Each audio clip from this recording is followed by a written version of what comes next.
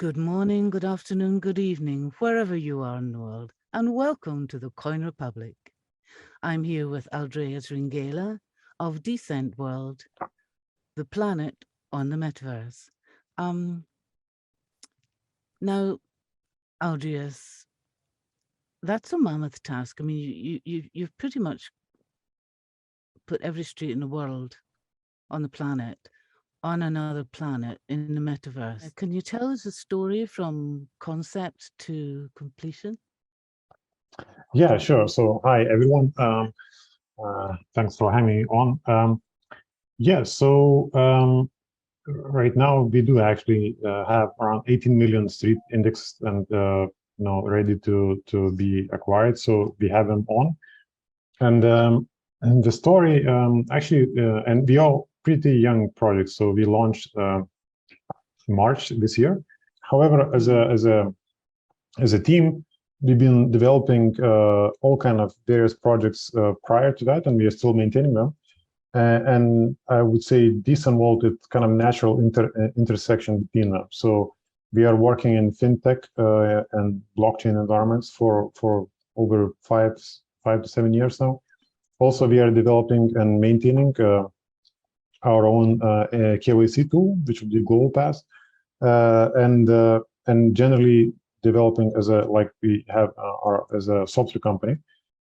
So all these sort of different industries, so blockchain, identity, software, like working with large data in general, sort of converge into one point, and that was kind of technical background behind DecentWorld. And I think this is one of the reasons why we were able to move so fast, and we are still moving super fast pace.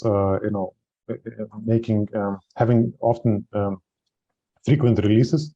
From the early start, we wanted to develop something our own, so something unique, and kind of idea of developing metaverse, or let's say it was less about developing actual metaverse. It's about idea around like having maybe user as a person at the center. So how could we provide let's say identity, also funds or money, other assets to individual, and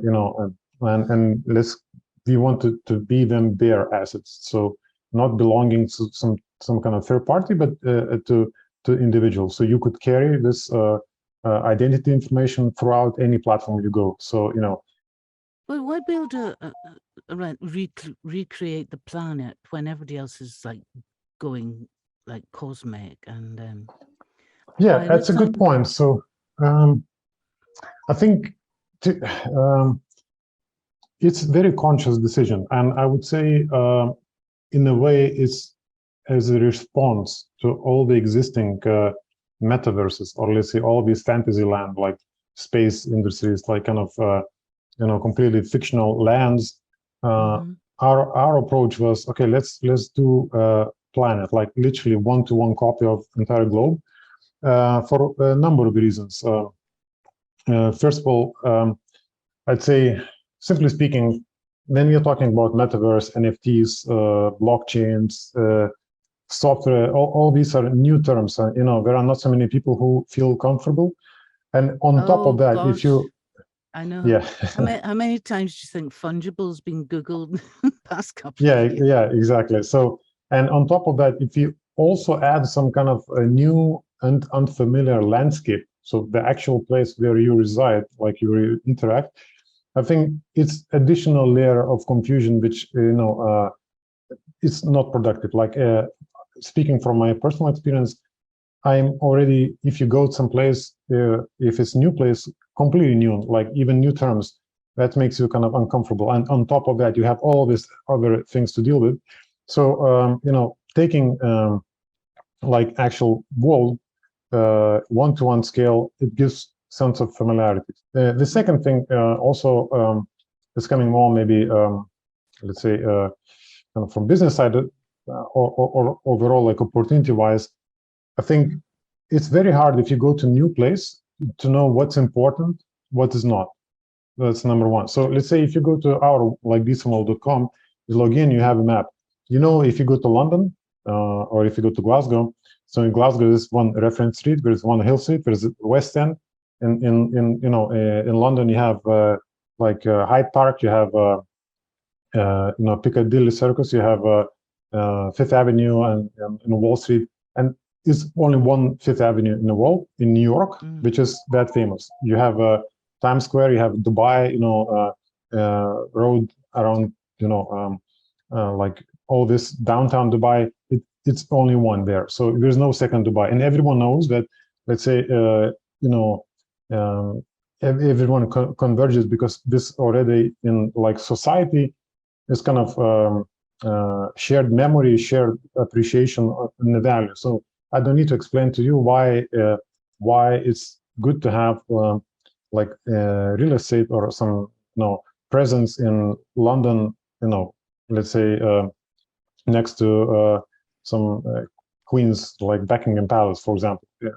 Because everyone knows that place, and same goes for all these different locations. So there's something, again, coming back to familiarity, but also if we envision people opening their businesses, maybe opening it up, that's something later we'll do, to third parties. And if you want to do commerce, if you want to get users, so probably everyone will go to the places where everyone knows. And this is something goes as a default, as a side effect, because you're using the real world. And this is something you have to create from scratch if you fantasy land, and that let's say that aspect only will be known to inside community, because if you're engaging some kind of fantasy metaverse, only the players eventually will know that, okay, that's something useful, like very valuable, that's a good place, that's a bad place. For everyone knows it's a new learning experience, and this is something we don't have. Everyone, if you go in, you check is Monaco, let's say, everyone knows Monaco, or most people do, and probably everyone understands why it's expensive, why it's kind of prestigious, and so on, or things. And one final thing, why real world? Why not some kind of fantasy land? Because it's limited. It's limited in supply. So there's one planet Earth, and that's it. So if you buy it, that's it. It's like we don't have suddenly ability to expand to beyond something. No, it's fixed. It's fixed amount. I think Mark Twain said, buy land because God's not making anymore, something like that. Yeah, that would apply to us. You, I mean, it's like a giant, I know, I don't know if you're going to appreciate me saying this, but it is like a giant monopoly board. It's immense. And so, I mean, you have a degree in architecture, you're an architect in background, but this is an entirely different type of architecture. I mean, what kind of tech, what kind of software does it take to build a new planet like that, street by street? And you said it's 1-to-1 scale. Yeah. So idea is to have a 1-to-1 copy of the entire world. The building, we're starting with more like 2D layer going from streets now, and I think by the time this airs, we're already opening up the actual 3D environment, starting with downtown Dubai, and it expands. And yeah, correctly. So it's 1-to-1 scale. Yeah, when it comes to actual software and technologies we use, so as I mentioned at the beginning, we have experience in developing software and working with big data and blockchains and like these protocols for some time. So this is obviously a challenge to us, as it would be to anyone. But we're using so the entire system is built to scale. So we use microservice architecture. So individual sections of the system can build a scale independently. Entire thing is based more or less on Java. When it comes to 3D world, we are using, it's very important for us to be kind of real-time rendered. But I would say the technology is just a tool. It's kind of, we are fortunate to have these skills in-house, and it's a large team working on that.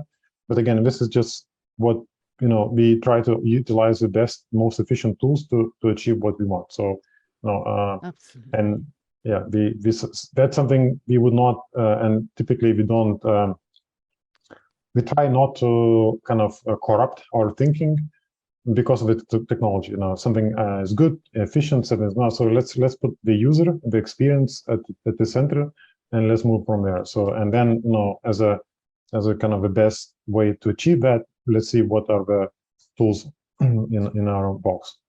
You say 3D buildings. Does that include? Are you including like sort of the Eiffel Tower, the Colosseum, that kind of thing, or will that? Yeah, we do.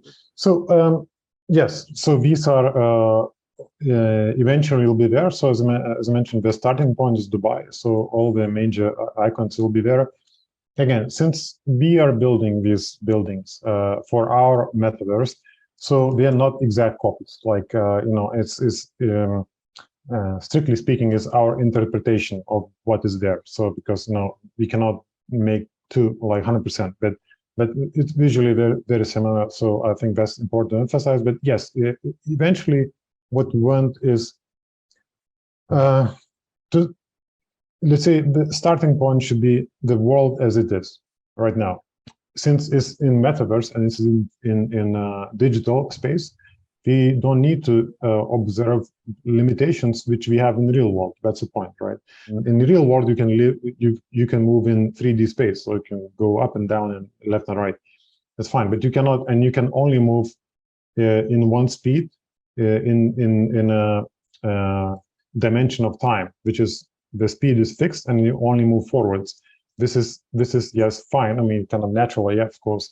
But in the metaverse, that's not necessarily the case. You could easily move backwards in time, let's say century back, and see how that space looked like. Or you can move ahead of time and see how this city, because people are publishing plans. You know, you can check what are developments being created, what are imaginations, many different alternative futures. That's what you can have in metaverse, and that's something, you know, later on we'll definitely have. So both the past, maybe alternative pasts, and then futures, and many futures of that. And this is something, you know, again, you can move in a dimension of time, both directions, and that's again creates you many opportunities for people to interact, you know, to check how maybe your predecessors lived, and you know how your maybe great grandchildren may live. So yeah, it's just fascinating space to be around.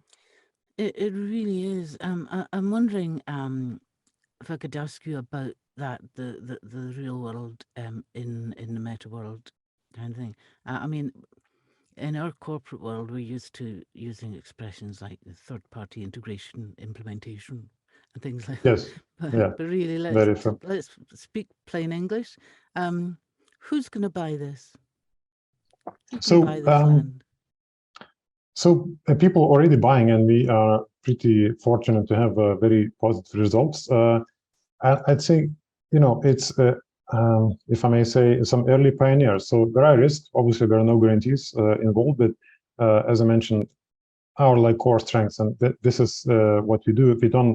We haven't started proper marketing, and we're not focusing on that. So our motto is more like build it and they'll come, and that's what we are doing. So coming back to the question of who is buying, so all kind of people. So I would say it's similar to people who bought land in the West, like, you know, back in the United States, like 18th, 19th century, like there was famous saying, move west, young man. So, you know, all kind of pioneers, many of them failed, some of them succeeded, and, you know, there's many opportunities. So for now, it's still fairly empty, not so many people. We do have thousands of users, but, you know, it's not billions and millions, which is kind of ultimate goal. So there are opportunities, and, you know, we have this first come, first serve mentality. So yes, you know, it's both individuals and businesses, and, you know, we're working more and more integrating third parties. And if I may a little bit expand on that point about third parties. So yes, at this point, since, you know, we are taking a risk of developing this thing, and we want to make sure that certain quality standards are reached and maintained, we are developing in-house. But eventual plan is to open up this both development and certain engagement to third parties. So, you know, so that you could carry your maybe if you have an e-shop, if you have actual, you know, kind of brick and mortar shop, you could easily plug this into into our DecentWorld, and you'll be present there as well. If you have, your social presence, like social media, you have other things, you could also move it there. So no, that's something we want to open up our endpoints to third-party developers, to third-party applications, and to become, the metaverse where things are like a little bit similar to internet. So yes, and then question is, okay, so what does it mean? So it means if you open up to all kind of businesses, they might be potentially interested in putting their presence in some famous places. And if you can buy up or own this land, this famous, and people might speculate. Yes, we are talking about metaverse and NFTs, but in the end of the day, it's very important for us to provide good user experience. And this is kind of very cliche term, but we mean it. And what is good user experience? So this is their gamification or gaming aspect. And this is something we are developing lately. And that's what our focus for the last couple of months, and especially with 3D aspects. So, this is what we develop mostly. So this 3D metaverse, yes, it is metaverse, but it's a game at this point mostly. First, it's a game, and it's a super high quality game. And again, I strongly encourage everyone to join, to try it out.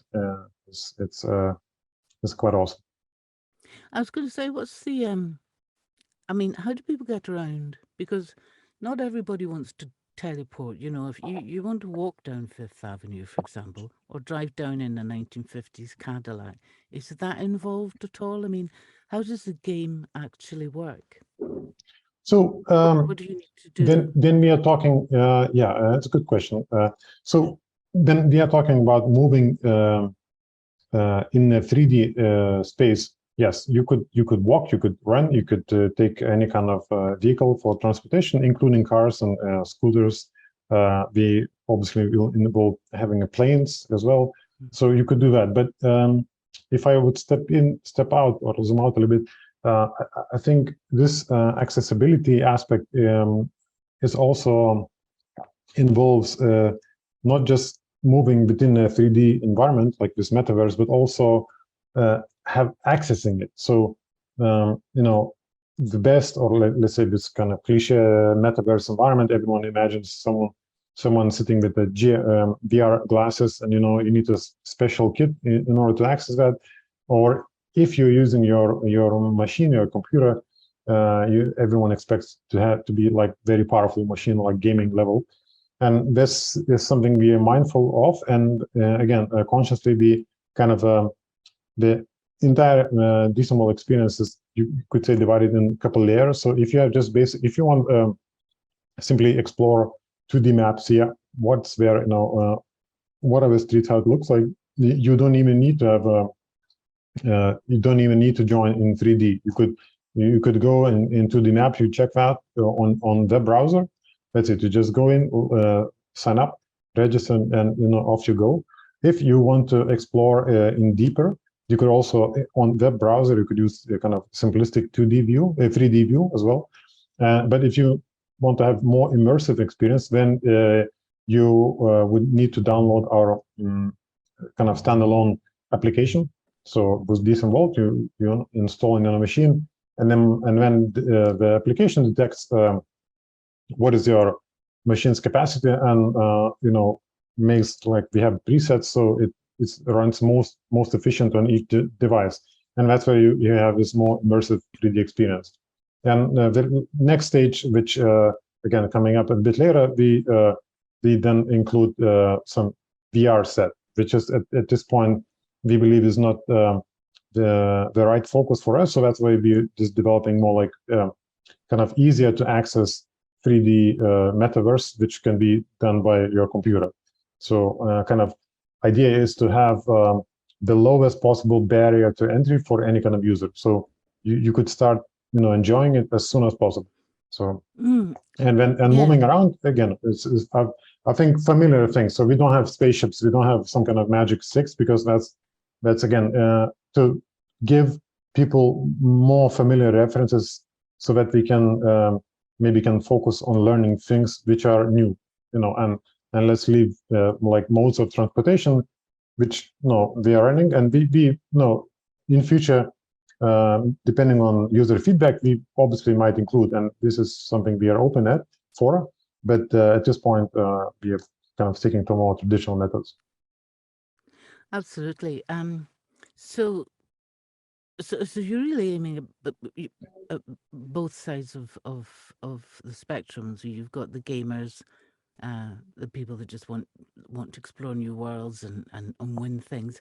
And then you've got the business side of things, the NFTs and that kind of thing. So first of all, with gaming aspect, I mean, I can understand the investment potential for businesses. Even if it doesn't make them a profit, some businesses are like other companies are in the meta world because they can't be seen to be not aware of it. But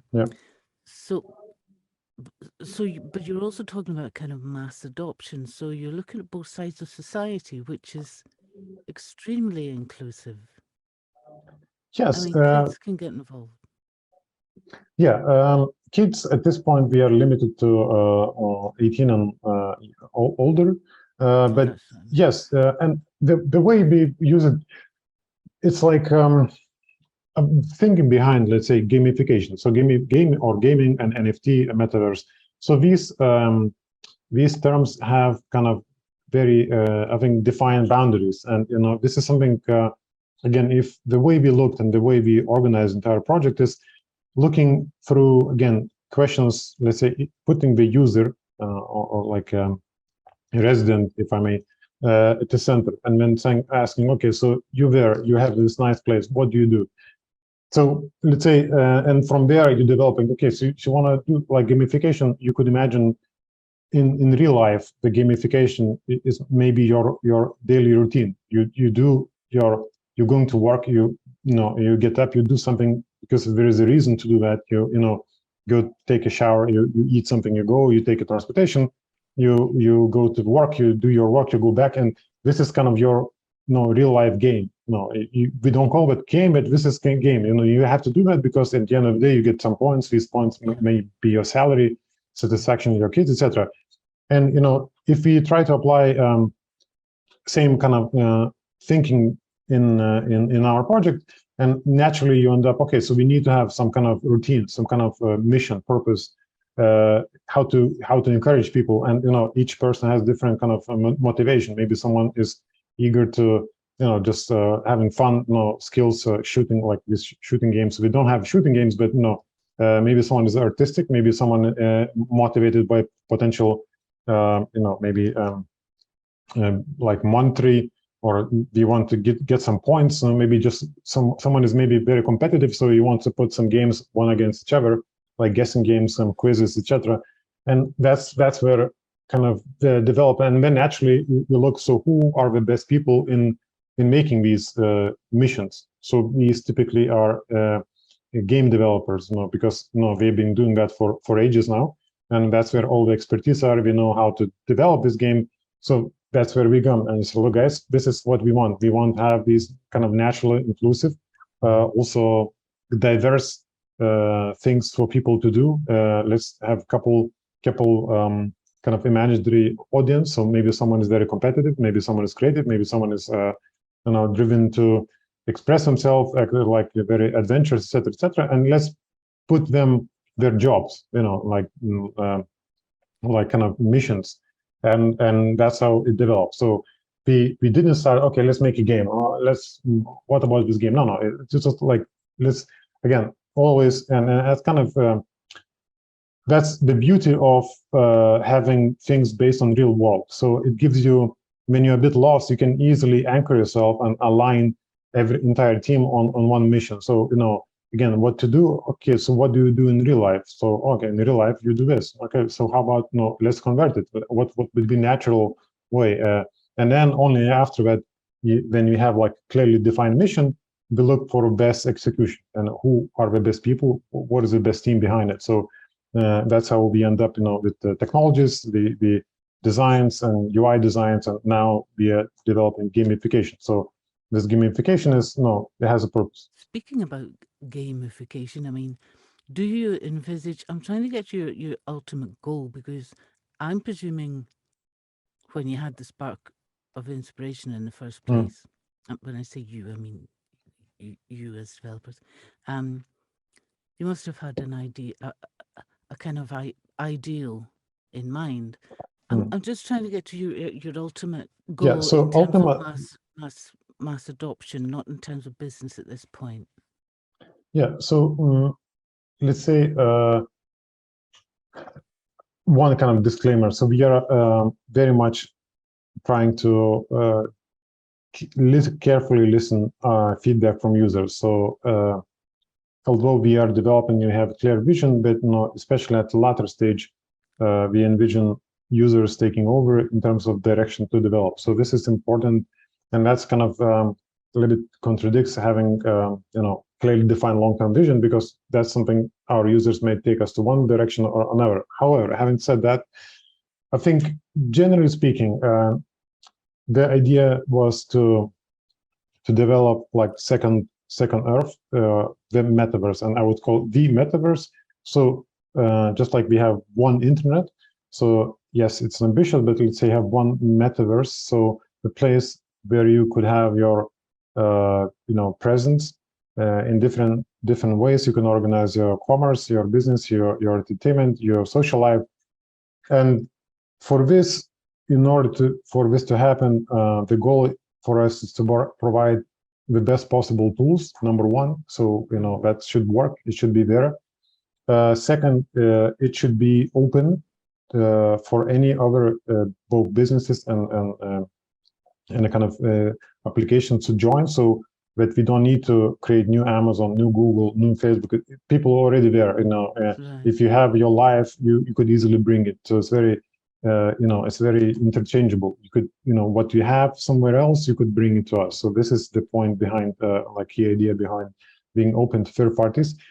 And then, having all these tools and all this environment is still not enough, because then you need to have to show what's possible. And I think to show what's possible, to guide people around, this is we at early stage of that. So that's where, again, gamification comes in. That's where kind of guiding people around, inviting people to join, waiting for this kind of critical mass. So we always be there. We always be developing like activities, games, other aspects, but eventually we want it to kind of take off and to be self-sustaining, from commerce by user to users, P2P, and we already have P2P markets. We have things to do, like assembling collections and other aspects. But eventually, idea is to become kind of just a layer behind, and allow people to create their environments, to live there.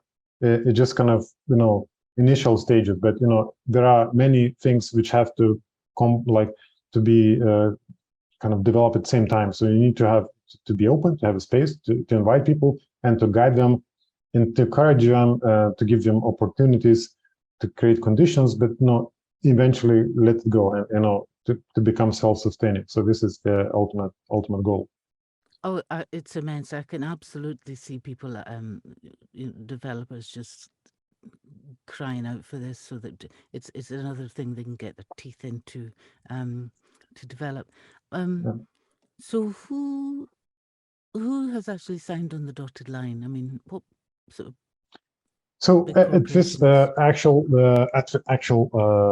names, I'm not able to disclose, but let's say industries, there are interesting industries, and I'll I may take one example. So, for example, it might sounds weird, but it's kind of just interesting aspect. So, for example, now we have a 2D map, which is under like a 2D environment, which has 3D aspect, but it's not fully immersive. So it's more like from kind of bird's view, and that's under DecentWorld.com. And then we have, as mentioned right now already, 3D fully like metaverse environment. And obviously, when we talked earlier about how do you move around, so in a 3D space you could take a scooter, but no, it's kind of a little bit redundant because there's no physical limitation, so you can move at speed of light essentially. But okay, we have scooters, so you have also cars and other modes of transportation, and you can walk within the city. Question is, okay, so we're starting from Dubai, and then next city, to develop, let's say, is New York. So how do you go to New York? Right now, the way you go to Dubai, you simply appear in your flat, which is in Dubai. When you switch from when you log into this Metaverse, application, which is standalone like a game, you end up in Dubai. Now, how do you move to New York, for example? Well, how about if you need to go to Dubai airport, and you need to take the only way to go to New York is going via Dubai's airport. Why not? And then question is, so what it has to do with like companies, aviation companies? Well, there might be some companies which would be very interested in having their own stands, selling tickets, or maybe utilizing existing tickets, the miles you have. You could maybe use them in DecentWorld to fly from Dubai to New York, for example. And this is again, like you could having some limitations, or like funnels, which are very familiar to us in real world. You could make, and this is something we are developing. This is again just one example, to become very appealing for industries, which again very familiar. If you are some airline executive and explain this idea, so okay, look, for us we have X amount of users, and now we are launching, let's say, London. London is not developed, but every user who wants to go to London first have to go through airport.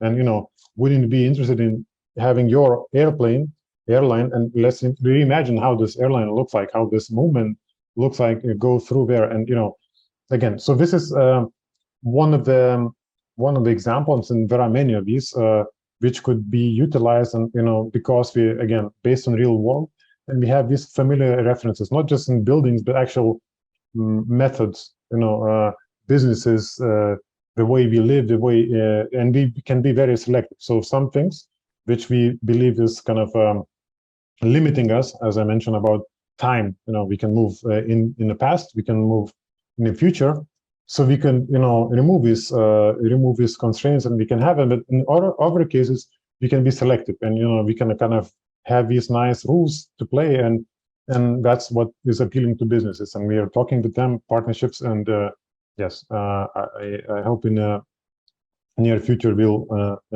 announce them. So wonderful. I hope you'll announce them in the Coin Republic. yeah. So I don't want to push. I know time is precious. But it's almost like the way you're talking. It's always coming round in full circle. So, for example, people do like to make the journey.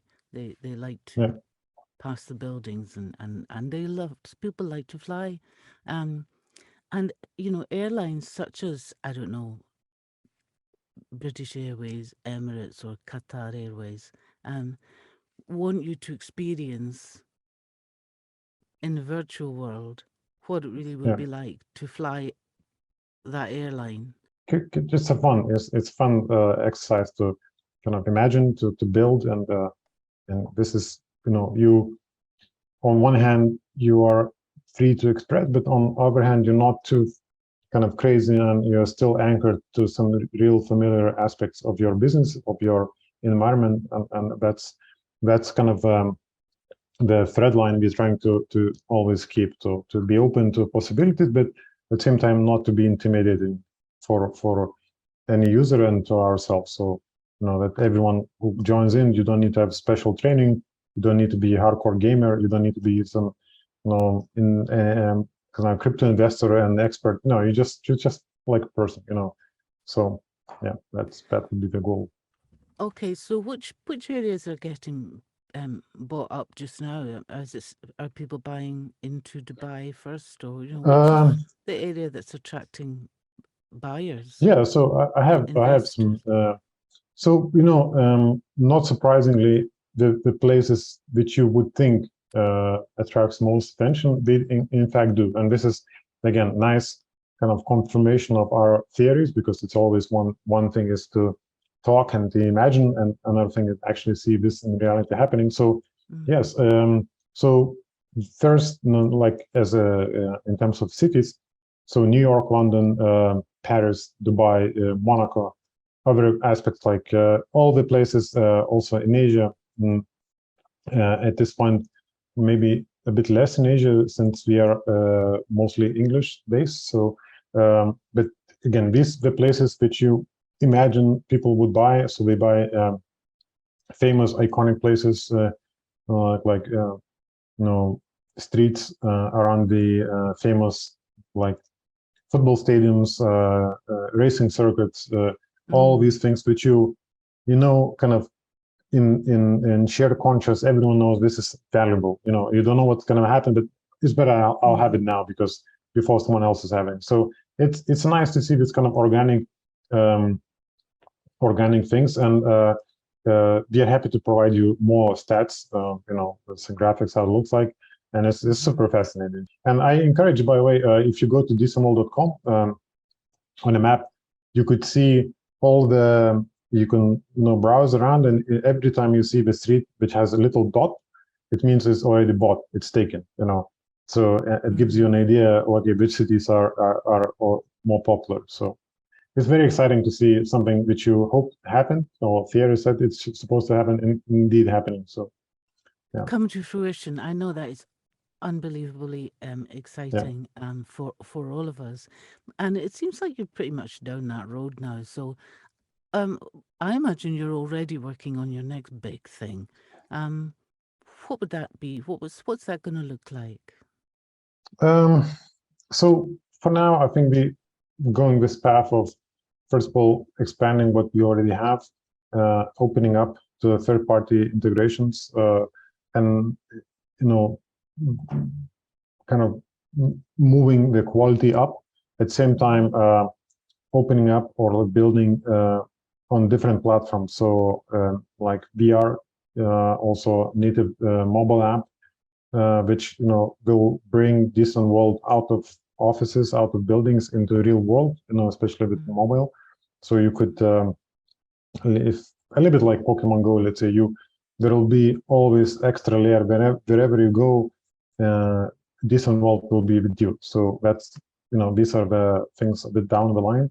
And from business point of view, I think working with partners, inviting people, both people and businesses, to join, to see the potential, having and enjoying partnership, working with us.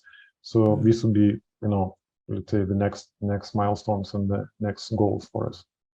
Okay, well, Audrius, thank you so much. Is there going to be another major launch? I know you had a kind of soft launch. Is there going to be a real world launch of this again? So yeah, we started kind of quiet without too much publicity, again, on purpose. We want, and we, I think everyone is quite aware of these very showcasey, like loud and promotional aspects. No, we want to build it. Like, we want to be happy. I think the 3D launch, which is in days, like aspect, it's going to be big announcement. Yes, please, by the way, follow us on all the major social media channels, so Instagram, Facebook, Twitter. That's where all the news being announced first. And yeah, let's meet up and. Wonderful! I'm there already. I'm getting my ticket. Yeah, please check this out. No, it's gonna be. It is very nice. It's a good. I'm very proud of this. Thank you so much. Yeah, thank you for having me, and come over to check this out.